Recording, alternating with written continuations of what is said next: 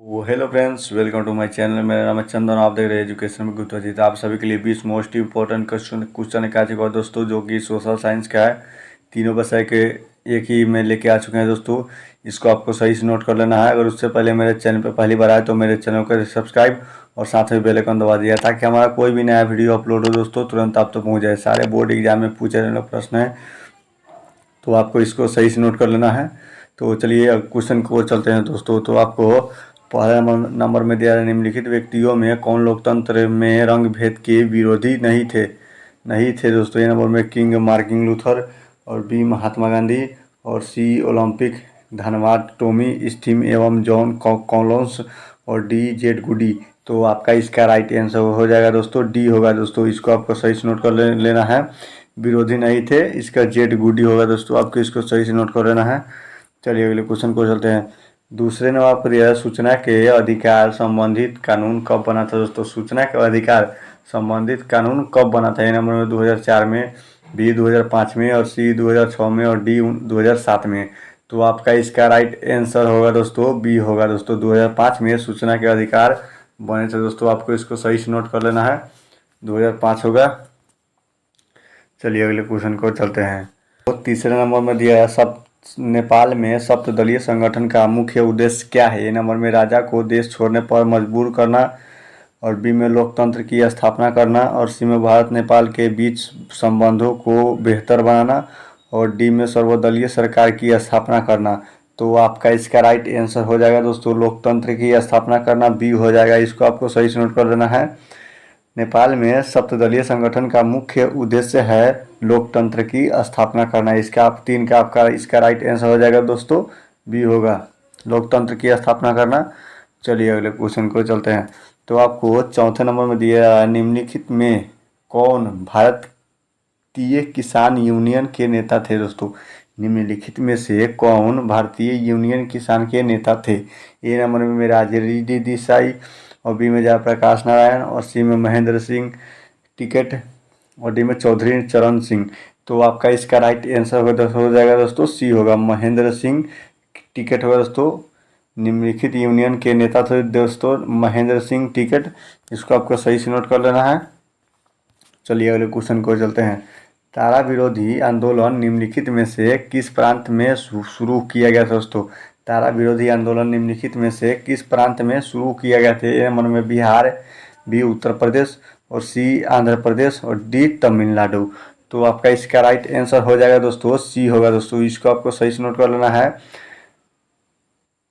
तारी विरोधी आंदोलन आंध्र प्रदेश में शुरू किया गया था दोस्तों। इसको आपको सही से नोट कर लेना है। चलिए अगले क्वेश्चन को चलते हैं। तो आपको छठे नंबर में दिया है, बिहार में पंचायती राज संस्थाओं में महिलाओं के लिए कितनी सीट आरक्षित है दोस्तों। ए नंबर में 50%, बी 25%, और सी 33%, और डी इनमें से कोई नहीं। तो आपका इसका राइट आंसर हो जाएगा दोस्तों, ये होगा दोस्तों। आपको इसको सही से नोट कर लेना है। 50% आरक्षित है सीटें महिलाओं के लिए। तो चलिए दोस्तों अगले क्वेश्चन को चलते हैं। तो आपको 7 नंबर में दिया जाए, भारत में कहाँ महिलाओं के लिए आरक्षण की व्यवस्था है दोस्तों। भारत में कहाँ महिलाओं के लिए आरक्षण की व्यवस्था। ये नंबर लोकसभा में, और बी में विधान भाषा, और सी पंचायती राज व्यवस्था, और डी मंत्रिमंडल। तो आपका इसका राइट आंसर हो जाएगा दोस्तों, सी होगा, पंचायती में होगा दोस्तों। पंचायती में महिलाओं की आरक्षण की व्यवस्था है, पंचायती राज व्यवस्था में। तो आपको इसको सही से नोट कर लेना है। चलिए अगले क्वेश्चन को चलते हैं।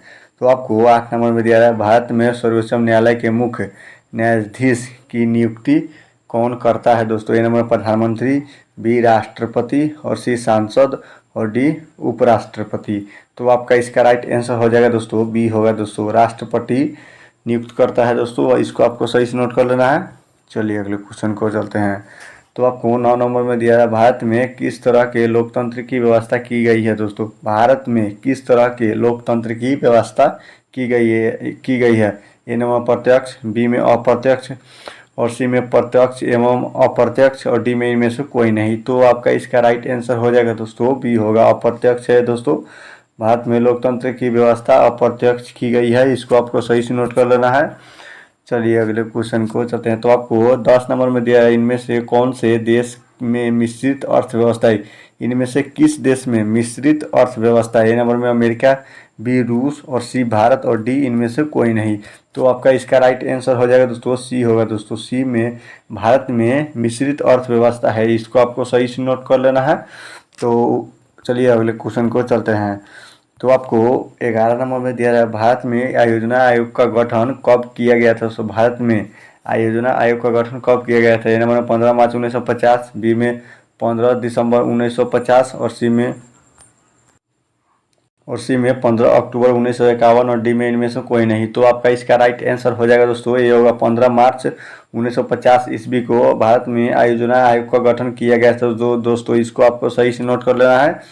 चलिए अगले क्वेश्चन को चलते हैं। तो आपको 12 नंबर में दिया है, भारत उपभोक्ता संरक्षण अधिनियम की घोषणा कब हुई थी। दोस्तों भारत में उपभोक्ता संरक्षण अधिनियम की घोषणा कब हुई थी। ए नंबर में 1986 ईस्वी, बी 1980 ईस्वी और सी 1987 ईस्वी और डी 1988 ईस्वी। तो आपका इसका राइट आंसर हो जाएगा दोस्तों ये होगा 1986 ईस्वी में भारत में उपभोक्ता संरक्षण की घोषणा की गई थी दोस्तों 1986 ईस्वी में। इसको आपको सही से नोट कर लेना है। चलिए अगले क्वेश्चन को चलते हैं। 13 नंबर में आपको दे रहा है, उपभोक्ता अधिकार दिवस कब मनाया जाता है। उपभोक्ता अधिकार दिवस कब मनाया जाता है। ए नंबर में 17 मार्च, बी 15 मार्च और सी 19 मार्च और डी 22 अप्रैल।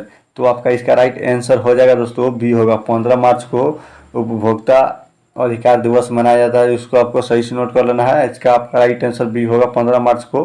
तो आपको इसको सही से नोट कर लेना है। चलिए अगले क्वेश्चन को चलते हैं। तो आपको 14 नंबर में दिया जाए, भारत में आर्थिक सुधार कब आरंभ हुआ था। दोस्तों भारत में आर्थिक सुधार कब आरंभ हुआ था। ए नंबर में 1991, बी 1990 से और सी 1992 से और डी 1993 से। तो आपका इसका राइट आंसर हो जाएगा दोस्तों ये होगा 1991 से भारत में आर्थिक सुधार आरंभ हुआ था दोस्तों। इसको आपको सही से नोट कर लेना है। चलिए अगले क्वेश्चन को चलते हैं। बाजार व्यवस्था का महत्वपूर्ण अंग क्या है। बाजार व्यवस्था का महत्वपूर्ण अंग क्या है। ए नंबर में उपभोग, बी ब्याज और सी संपत्ति और डी जमीन। तो आपका इसका राइट आंसर हो जाएगा दोस्तों ये होगा उपभोग हो जाएगा दोस्तों। भारत बाजार व्यवस्था का महत्वपूर्ण अंग उपभोग है। इसको आपको सही से नोट कर लेना है। चलिए अगले क्वेश्चन को चलते हैं। तो आपको 16 नंबर में दिया है, भारत में सेवा क्षेत्र को सामान्यतम कितने भागों में बांटा जा सकता है। दोस्तों ए नंबर में 2, बी 4 और सी 6 और डी 8। तो आपका इसका राइट आंसर हो जाएगा दोस्तों ए, मतलब भारत में सेवा क्षेत्र सामान्यतम को 2 ही भागों में बांटा जा सकता है दोस्तों। इसको आपको सही से नोट कर लेना है। इसका राइट आंसर ये होगा। चलिए अगले क्वेश्चन को चलते हैं। तो 17 में आपका निम्नलिखित में कौन प्राकृतिक आपदा है। निम्नलिखित में से कौन प्राकृतिक आपदा है। ए नंबर में आग लगना, बी बम विस्फोट और सी रासायनिक दुर्घटनाएं और डी भूकंप। तो आपका इसका राइट आंसर हो जाएगा दोस्तों 17 का टी होगा, भूकंप होगा दोस्तों, जो कि ये प्राकृतिक आपदा है, मतलब घटना है दोस्तों भूकंप। इसको आपको सही से नोट कर लेना है। चलिए अगले क्वेश्चन को चलते हैं। 18 नंबर आपको दे रहे हैं, किस देश में भूकंपों एवं जलवामुखियों का देश कहा जाता है। दोस्तों किस देश को भूकंपों एवं जलवामुखियों का देश कहा जाता है। नंबर जापान, बी चीन और सी भारत और डी बांग्लादेश। तो आपका इसका राइट आंसर हो जाएगा दोस्तों ए, जापान हो जाएगा दोस्तों। इसको आपको सही से नोट कर लेना है। चलिए अगले क्वेश्चन को चलते हैं। तो आपको 19 नंबर में दिया है, नदियों में बाढ़ आने का प्रमुख कारण क्या है। नदियों में बाढ़ आने का प्रमुख कारण क्या है। नंबर में जल की अधिकता और बी में नदी की तली में अवसाद का जमना, सी वर्षा की अधिकतम और डी में से कोई नहीं। तो आपका इसका राइट आंसर हो जाएगा दोस्तों बी होगा। इसको आपको सही से नोट करना है। जब बाढ़ आता है वो किसके कारण आता है, जब नदी के तल में औषध का जमना, मतलब नदी के तलों में औषधि यानी कि मिट्टी पत्थर जमने के कारण ही नदियों में बाढ़ आता है। तो इसको आपको सही से नोट कर लेना है। उम्मीद करता हूँ कि वीडियो आप लोग के लिए अच्छा लगा हो, और अच्छा लगा हो तो वीडियो कर दीजिए लाइक और चैनल कर दीजिए सब्सक्राइब। तब तक के लिए जय हिंद, जय भारत।